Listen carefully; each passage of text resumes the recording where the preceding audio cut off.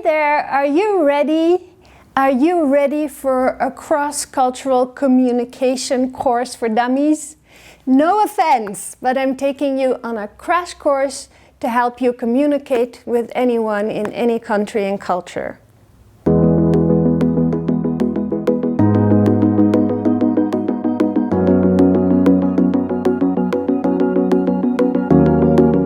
Great to see you back. So we're talking today about how you can communicate across cultures.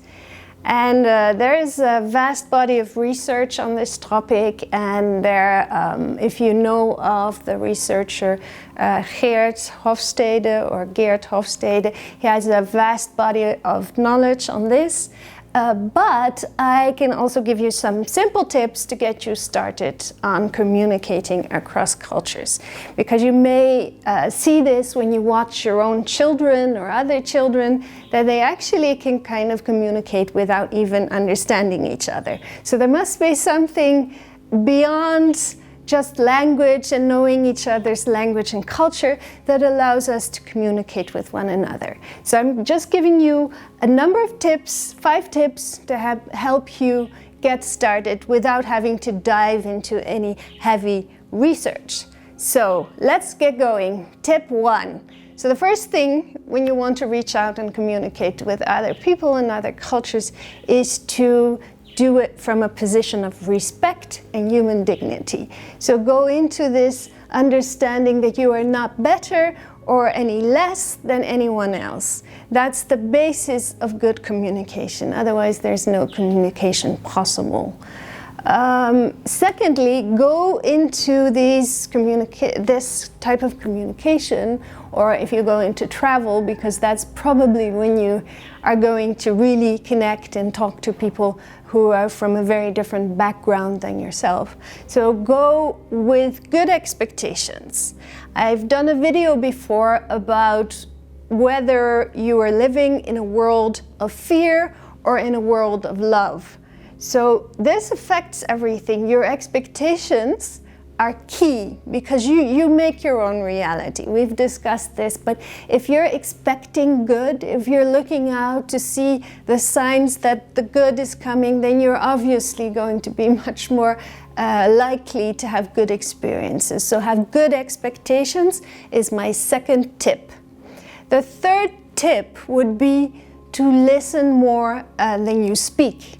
We tend to think we know it all, and that maybe we think our culture's maybe a bit more advanced, or we think, we have all the answers, but you can learn nothing if you're talking all the time. So especially if you go into another culture, if you're traveling, it's an opportunity to learn, and the only way to do that is to be more quiet, listen a little bit more, and speak a little bit less. So that's my third tip.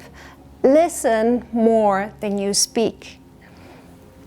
The fourth one, which doesn't just apply to cross-cultural communication, and I think none of them just apply to it, but they're very important in it because it's probably more hard to relate to and to understand people who are different from us. So the fourth one is to stop judging, to stop criticizing, and to approach your experience with curiosity. Try to learn, even just from understanding that some people view the world differently from you is already a learning experience. But any judgment, criticism, complaining will block you from being able to capture these lessons. So you really want to get rid of those types of behaviors so that you're open, you're curious, you want to learn. And remember, in any lesson, as soon as you get out of your house or out of your environment, or even within your house, if you're on a Skype call with someone else, you get opportunities to learn. So approach it like that. And then finally, the fifth tip would be to connect at an emotional level. We can connect without words. I use that example of children. So if you look at emojis, which I love emojis, to me it's kind of a universal language because we really can relate to all these different facial expressions and emotions and feelings, we all have them. So if we better understand and read people's emotions and feelings and respond to those, then we're able to transcend just the language aspect and the words. There's a deeper layer, and it's at the level of connecting, kind of soul-to-soul connection. So those are my 5 tips for better cross-cultural communication, but I think there are 5 tips for better communication in general.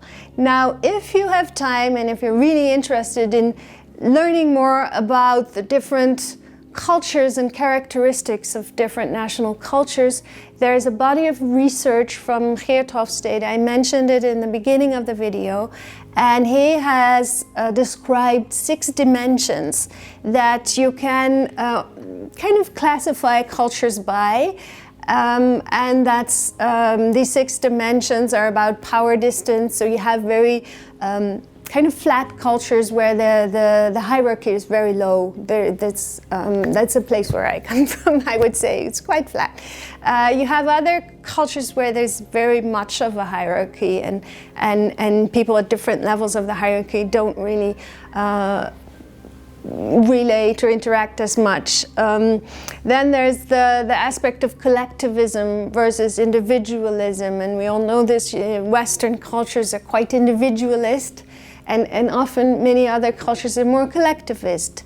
Uncertainty avoidance versus, so some cultures are more comfortable with uncertainty than others. There's the aspect of femininity versus masculinity, which goes beyond men and women. It's just certain cultures have more feminine or masculine aspects to them. And then there's also the orientation. Short-term versus long-term orientation is also something that's quite culturally specific.